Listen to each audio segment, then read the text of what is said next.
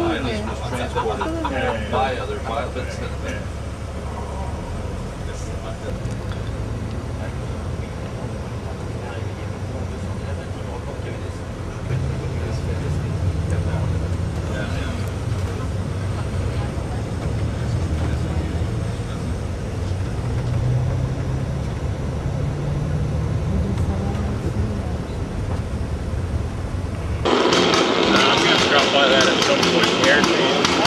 Yeah. See that one right there?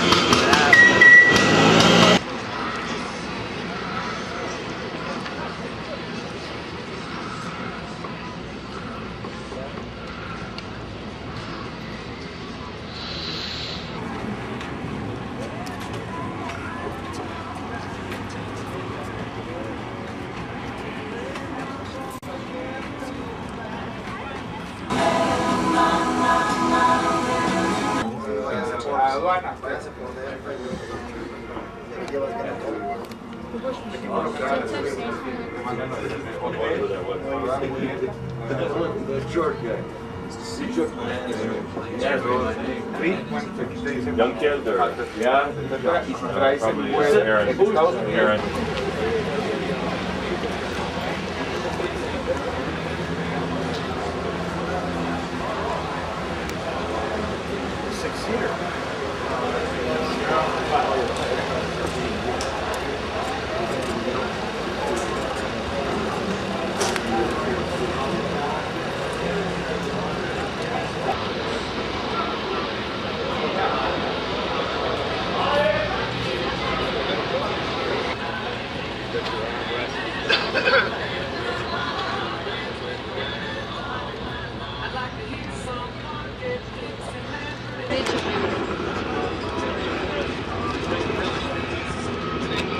Pin per side goes all the way through 12 points. It's perfect.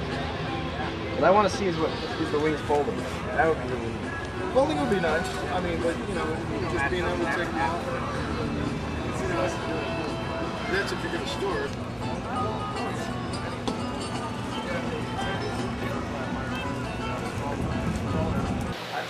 We're very excited about having the jet here at OSKOSH.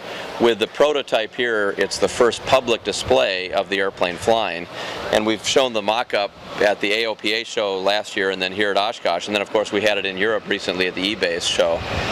We think that it's fun showing this to people because it is such a unique airplane. Very flexible interior, great visibility, and still a jet. So what we're trying to do is combine all of the benefits of our current piston airplanes, the SR-20 and the SR-22, and allow people to move up to higher performance, more people, more baggage, more range, more speed.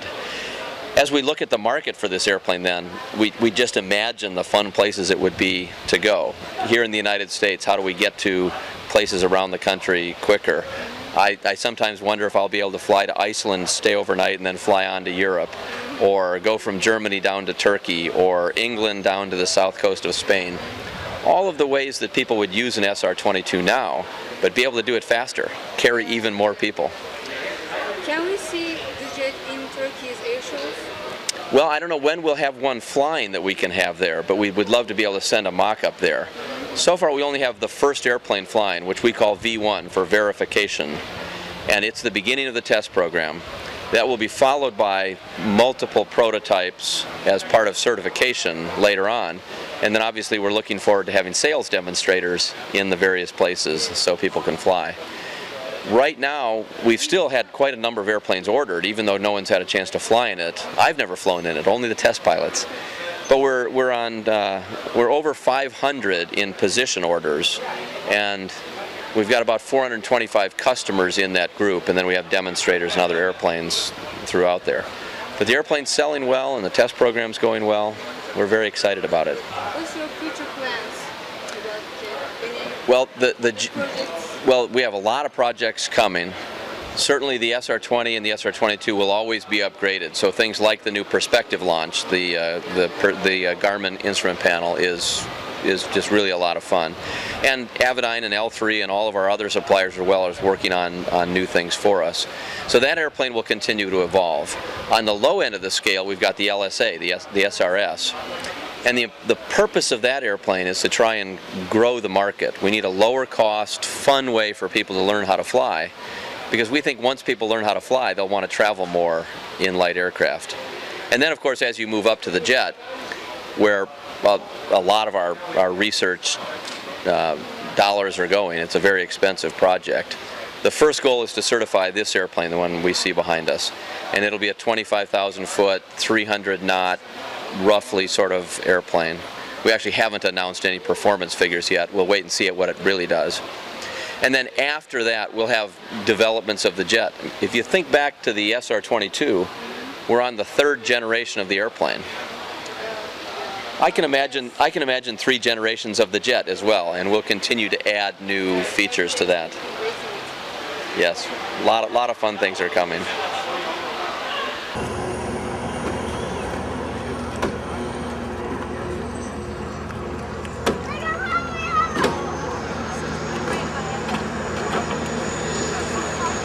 From our right to our left. Winds were changed the other day when he did his demonstration.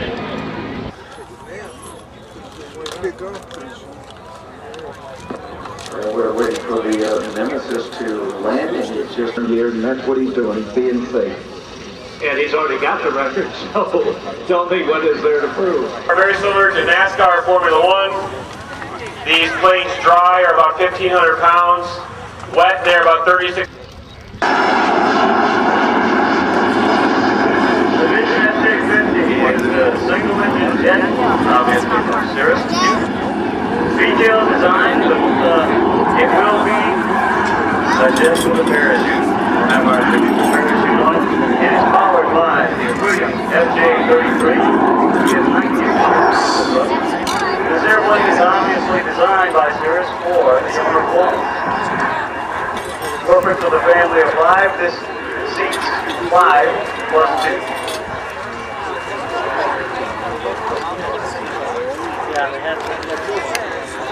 Some of the capability of it will have a pressurized cabin, and it will climb to an altitude of 25,000 feet.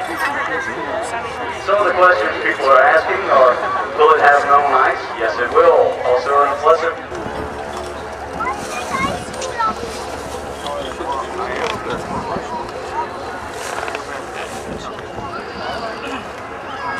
Obviously, a slow speed fast here down. Shows the great maneuverability in slow speed.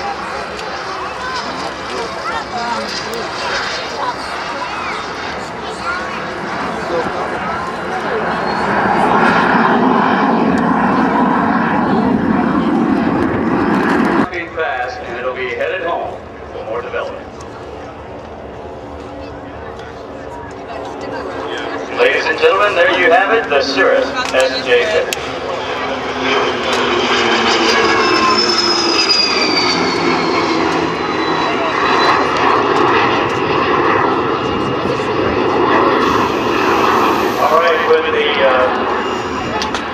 Demonstration out of the way now. Look to your right, and I'm told our racers are in now. Probably cubic inch Thunderbolt engine. He said, gentlemen, you have a race. You'll see McNeely, the smoker, pull up and out of the way, as he'll be the safety pilot in case anyone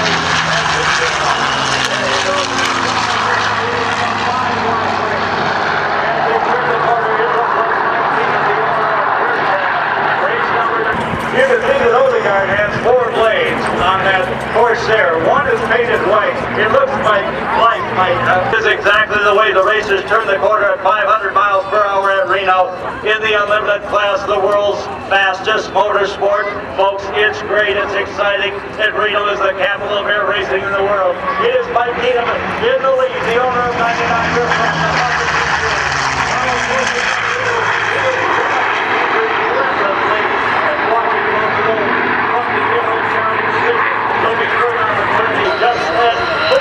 Looking just like it did there.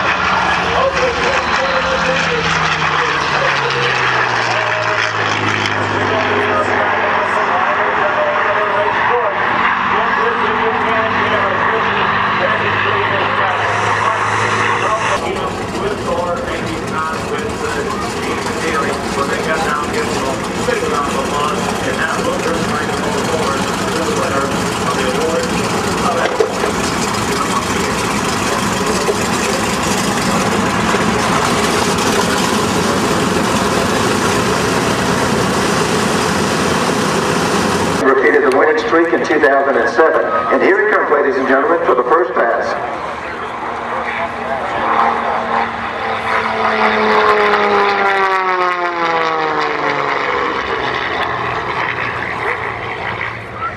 Another thing. Might fly, because compared to the last two planes, they're slow. This is the Electroflyer C. It flies solely on electricity. It has runs an hour and a half on a single charge. Cruises at 70 miles an hour. Top speed's around 90. And we've got about 45, 50 hours on here. It's the longest. Battery powers that engine. We built a battery pack from individual cells. It's all lithium polymer, which has the highest power density of any kind of battery, and that's what we need. And we also built a motor. It's only 18 horsepower, but we fly 70 miles an hour cruise on 18 horsepower because everything is... Okay, let's listen now.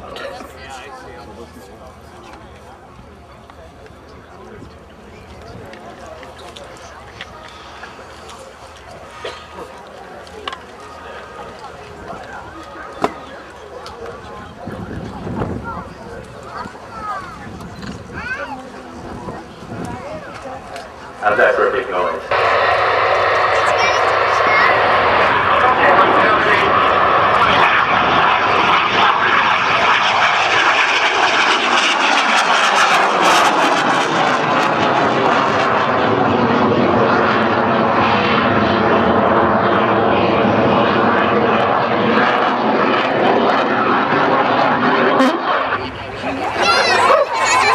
The next passenger.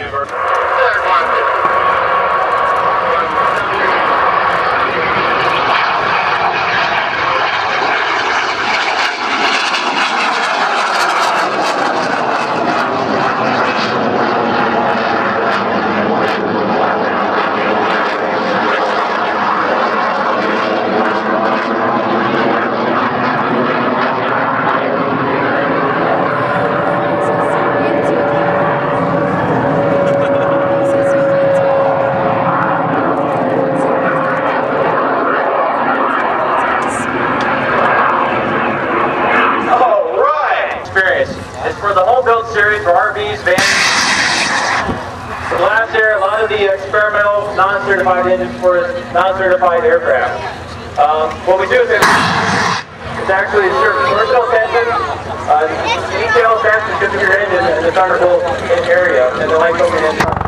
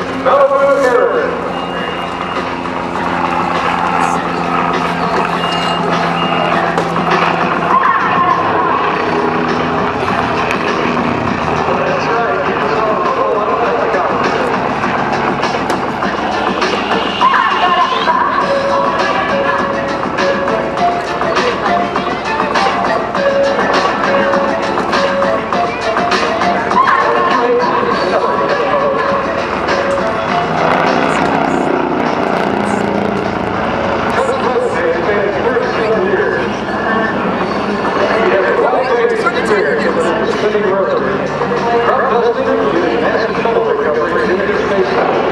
It's this experience that Mary calls on every time I turn the world upside down. Poor Chuck Harris is comfortable with his power. Was able to do this with sound winds in the air. The Red Bull helicopter is a highly modified VO-5 CBS. While all of the crew team is the Bullcat.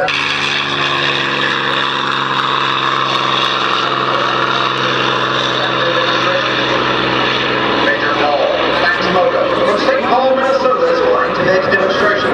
He is assisted today by his safety observer, Captain Michael Trujillo.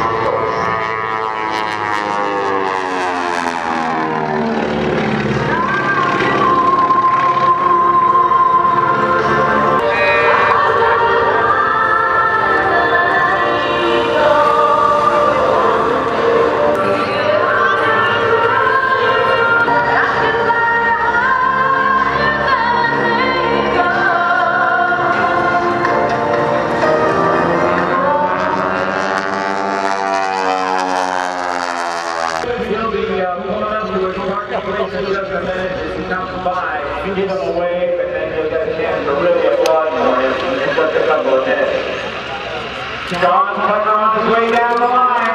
Give him a round of applause as he comes by. There he is. Hey, Sean, nice work. God bless America.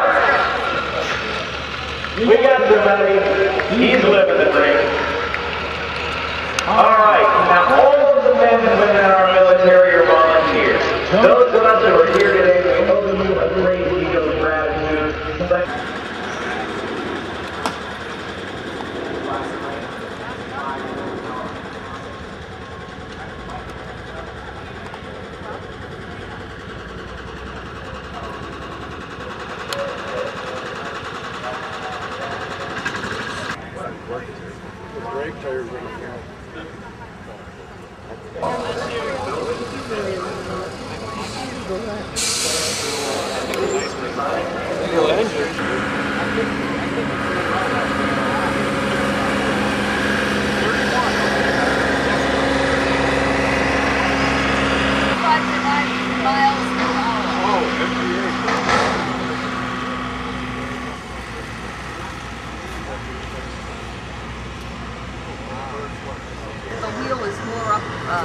Horizontal. Same drag, but it lets you get out of the water. Oh, it doesn't make any difference speed-wise whether it's up or down.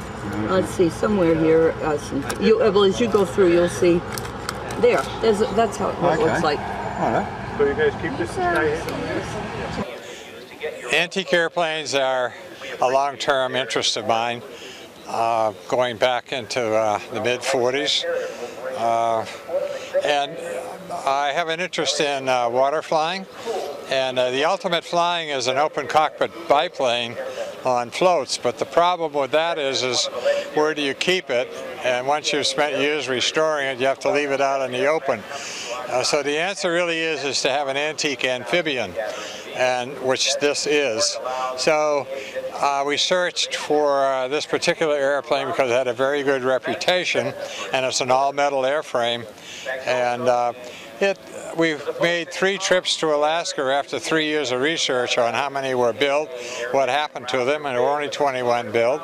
8 of those wound up in Alaska, and this hull and a number of other parts were recovered from the Anchorage area and the beginning of the Aleutian chain. And then after 40 years and 40,000 hours, you have this. So it's been a long-term project that started in 1962 and was finished in 2003. We were here in 2003 and became Reserve Grand Champion. We're back this time at their invitation, and that's what that sign on the strut says. So it's interesting because a lot of people wonder about the colors paint scheme, which was from Martin and Osa Johnson explorers. They took an airplane, a sister ship to this, if you will, to Africa in the early 30s on safari. They took a larger twin-engine Sikorsky along with it and went to areas where none of the natives had seen an airplane or even white men. And so they painted the airplanes with an animal design. This happens to be a giraffe. And I expect that was a rather startling thing for anyone there who had never seen an airplane to come flying down like a great bird out of the sky. But they flew for about 60,000 miles around Africa and took some of the first aerial photographs. But I can tell you, Dick has been, well, he started building models when he was a little child, and aviation has always been a passion of his, and learned to fly when he was in his teens, and has continued to either restore aircraft. We've owned a number of antiques and still have a few antique aircraft at home in the hangar. And this was a long project that he admits, had he known what it would entail, he might never have begun it, but it has been a wonderful, rewarding result, and it's been fun for all of us. So actually it is of Igor Sikorsky's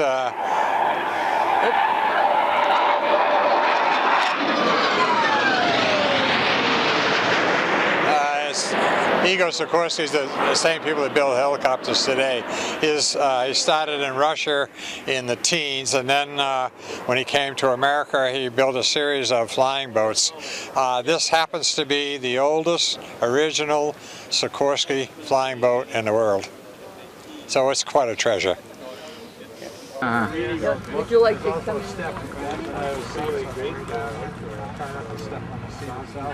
Kind of tight getting into the cockpit. You're a big guy. So There's flexibility.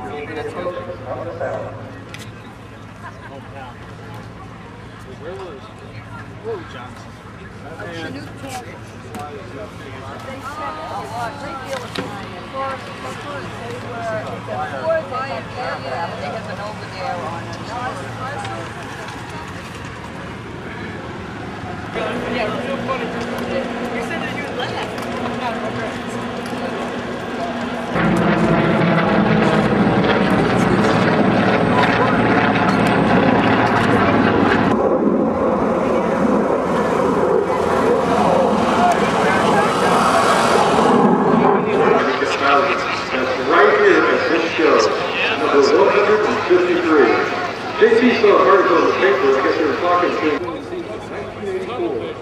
JP Hill, who we mentioned earlier, and Jim Cordell, of course, we got started here 25 years ago.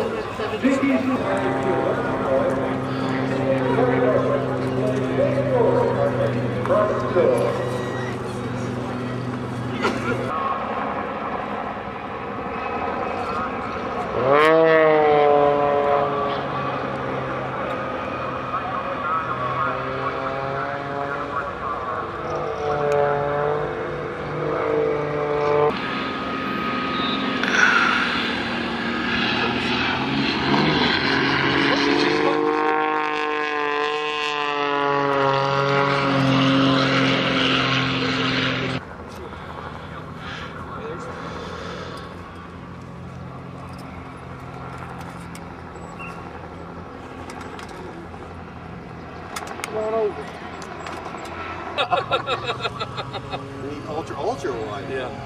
Need a fish eye. Man, this is a tough crowd. So this airplane is a 1929 Travel Air A6000A. It was built in 1929, and it then was sold by the Travel Air Company to a company in Canada, and it had many owners in Canada for about 25 years and flew in Canada on skis and on floats and on wheels. It did a lot of backcountry flying, fly back into lakes and very remote areas. Very strong engine. It has a Pratt & Whitney 450 horsepower engine, so it's very reliable, very safe. Did very, very well. It came back in 1954 to the United States. The new owner re-registered US and sent it to Alaska, and in Alaska it crashed within a month of being back in Alaska. And so they tried to rebuild the airplane. They used it a little bit, but not very much, and they put it in a field, and it was abandoned in 1955. So nobody touched the airplane from 1955 until 1997. We purchased the airplane in 1998, and we moved the airplane from Alaska to Las Vegas, Nevada, where we began the restoration. The restoration took about 5 years, and it was actually fully completed about 1 month ago. So right now this airplane has maybe 30 hours on it. So it flew a little bit in Las Vegas, Grand Canyon, and then we flew it out to OSKOSH for the first time. So it's a wonderful, beautiful airliner. We also purchased this airplane because Grand Canyon Airlines used the Travel Air in Grand Canyon in 1932 to 1939 to give air tours over Grand Canyon and the southwest Las Vegas and beautiful areas in that area. So the Travel Air is 1 pilot and 6 passengers. Very strong airplane, very reliable. It's a little bit loud. It's very slow. It's just as slow as the Ford Tri-Motor, so we have both airplanes together. It's very comfortable. Yeah. 350 right here on the ground. So you can see the seats are wicker seats. They used to have a bathroom. Hot and cold water.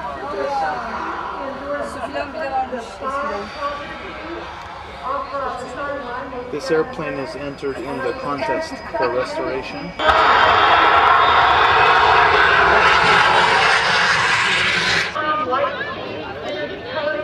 Champion Aerospace and Motocross. I hope you have a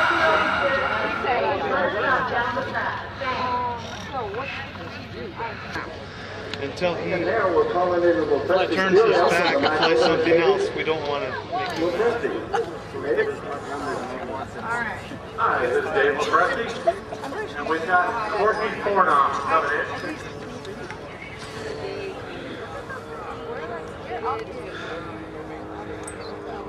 Well, BD jet, and he took that BD jet and flew it an octopus. There's the guy that flew the airplane through the hangar. He said,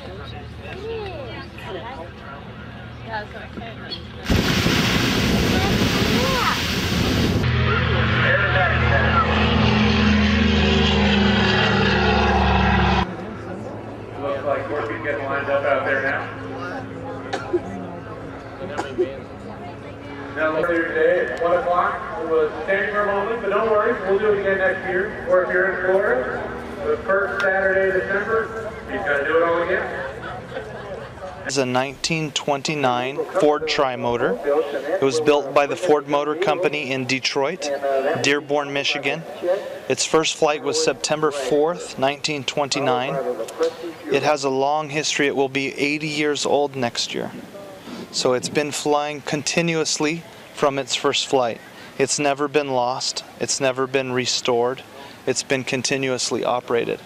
The Ford Motor Company owned it for its first 2 years. They used it as a instruction and demonstrator airplane. So they would use it to try and sell Ford Tri-Motor to other customers. And it was on floats and flew on the water for about 250 hours. It also was sold to Pan Am in 1931. It went to Guatemala and Mexico, Central America, down in that area until the early 50s, and then it came back to the United States. It's been used for giving rides. It's been used to spray bugs, you know, bug spray. It's been used for smoke jumpers, firefighters, parachuters, like Dougie. And we have had the airplane since 1977. It's the same type of airplane that we started with 80 years ago in Grand Canyon, Arizona. You know Grand Canyon? We fly air tours over Grand Canyon. This was one of the first airplanes ever to fly air tour over Grand Canyon. So we've had the airplane since 1977, and today we only use it for special occasion, for OSKOSH and for air show. We do give rides in the airplane. We also give type rating in the airplane. Pilot can get a type rating. Exactly. It's the only Ford Tri-Motor in the world you can get your type rating in. So that's a really nice feature as well. But it's used just to promote aviation, history of aviation. It's the first all-metal commercial airplane on Earth. So most of the major airlines started with this airplane in 1927, 28, 29, 30. TWA, Delta, United, Pan Am, a lot of the older airlines, including Grand Canyon Airlines that we operate. So it has a really colorful history. It's a lot of fun. It still operates every day. I flew it here from Grand Canyon with another friend of mine.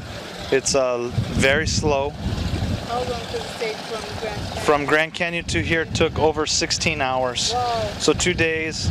It goes about 90 miles an hour. So it's very slow. It's very loud, but it's a lot of fun. So, yeah. Thank you very much. Thank you. Thank you. Take care. All right, you can hold it. This is a airplane built in 1945. It's called a TBM Avenger, and it was flown during World War II. The primary objective was a torpedo bomber. It would carry bombs load or one torpedo. It was based on an aircraft carrier, and it would drop bombs on ships or islands or wherever. Used primarily in the Pacific Ocean. It was a Navy-based airplane, built to carry a bomb load or torpedo and get off an aircraft carrier.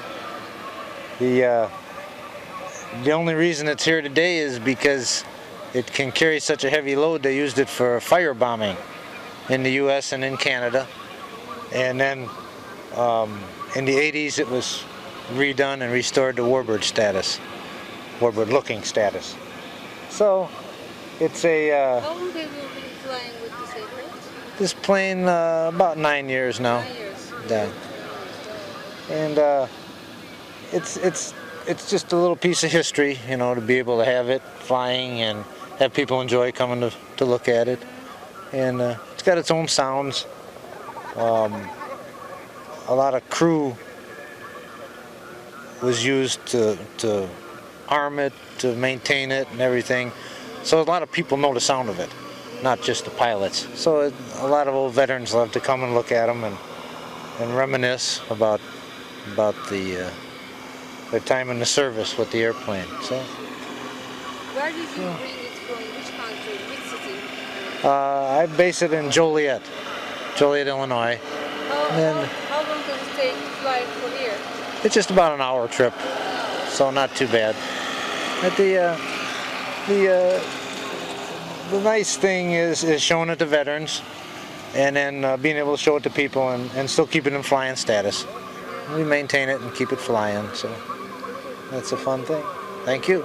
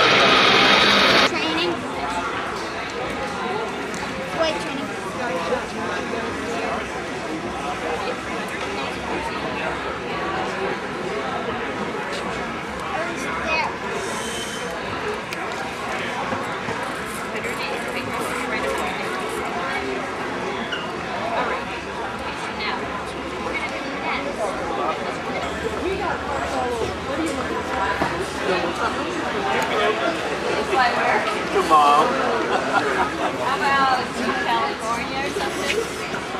Maybe we'll just stick Boy, one year I was doing this, and I'd ask that question.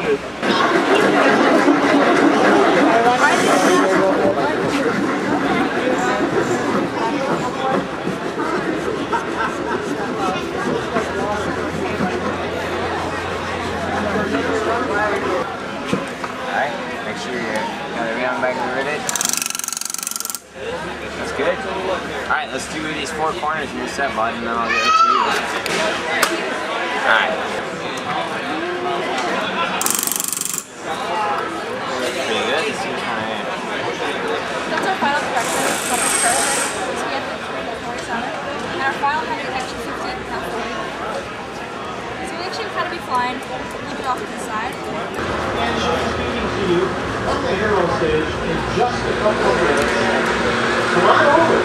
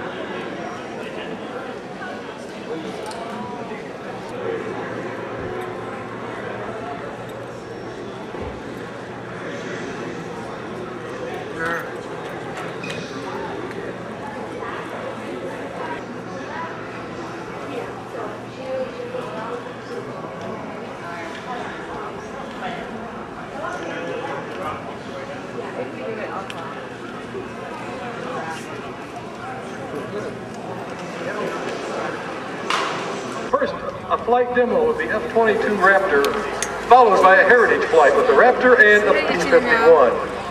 Then the Aeroshell team.